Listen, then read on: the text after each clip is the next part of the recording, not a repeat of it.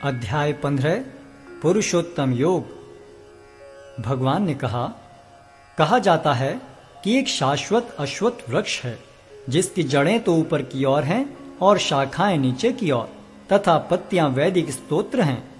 जो इस वृक्ष को जानता है वह वेदों का ज्ञाता है। इस वृक्ष की शाखाएं ऊपर तथा नीचे फैली हुई हैं और प्रकृति के 3 गुणों द्वारा पोषित हैं। इसकी टहनियां इंद्रिय विषय हैं। इस वृक्ष की जड़ें नीचे की ओर भी जाती हैं जो मानव समाज के सकाम कर्मों से बंधी हुई हैं।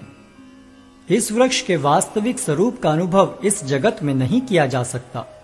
कोई भी नहीं समझ सकता कि इसका आदि कहाँ है, अंत कहाँ है या इसका आधार कहाँ है।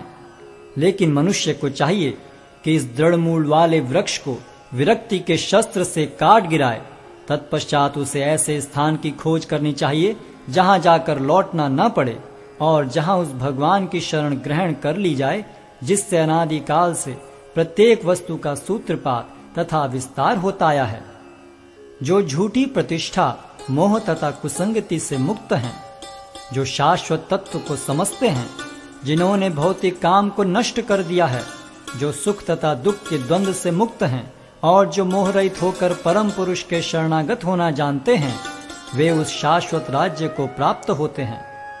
वह मेरा परम धाम न तो सूर्य या चंद्र के द्वारा प्रकाशित होता है और न अग्नि या बिजली से। जो लोग वहां पहुंच जाते हैं वे इस भौतिक जगत में फिर से लौट कर नहीं आते। इस बद्ध जगत में सारे जीव मेरे शाश्वत अंश हैं। बद्ध जीवन के कारण वे 6 इंद्रियों से घोर संघर्ष कर रहे हैं जिनमें मन भी सम्मिलित है। इस संसार में जीव अपनी देहात्म बुद्धि को एक शरीर से दूसरे में उसी तरह ले जाता है जिस तरह वायु सुगंधि को ले जाता है। इस प्रकार वह एक शरीर धारण करता है और फिर इसे त्याग कर दूसरा शरीर धारण करता है।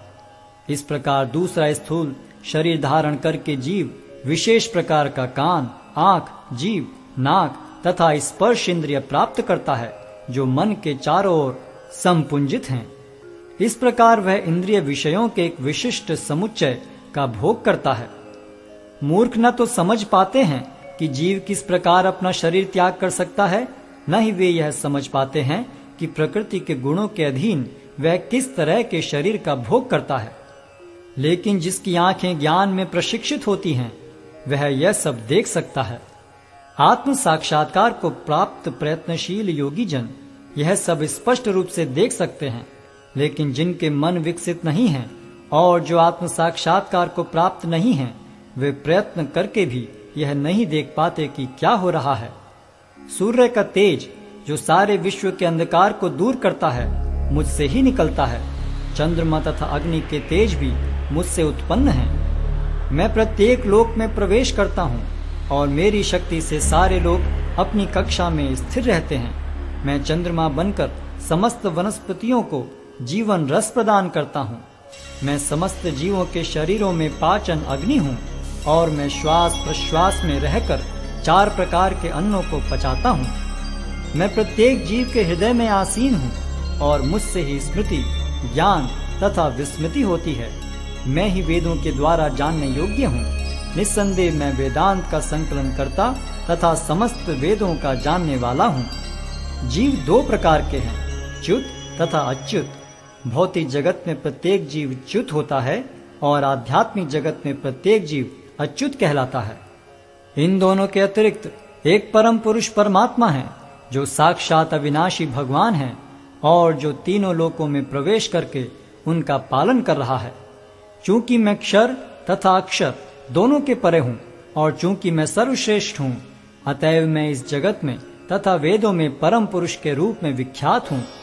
जो कोई भी मुझे संशय रहित होकर पुरुषोत्तम भगवान के रूप में जानता है वह सब कुछ जानने वाला है। अतएव हे भरत पुत्र, वह व्यक्ति मेरी पूर्ण भक्ति में रत होता है। हे अनघ, यह वैदिक शास्त्रों का सर्वाधिक गुप्त अंश है जिसे मैंने अब प्रकट किया है। जो कोई इसे समझता है वह बुद्धिमान हो जाएगा और उसके प्रयास पूर्ण होंगे।